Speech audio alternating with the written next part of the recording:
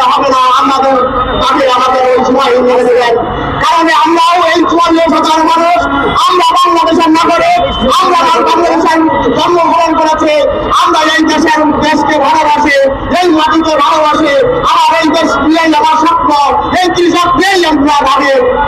আমরা দেখতে পেলাম দীর্ঘদিন হয়ে গেছে নির্বাচিত সরকার ক্ষমতায় এসেছেন, আজকে আমরা শুনতে পাই যারা আওয়ামী লীগ সরকারের সময় আমরা যারা সাড়ে টিনার পেয়েছি আমাদের নাকি আর ব্যবসা করতে দেওয়া হবে না।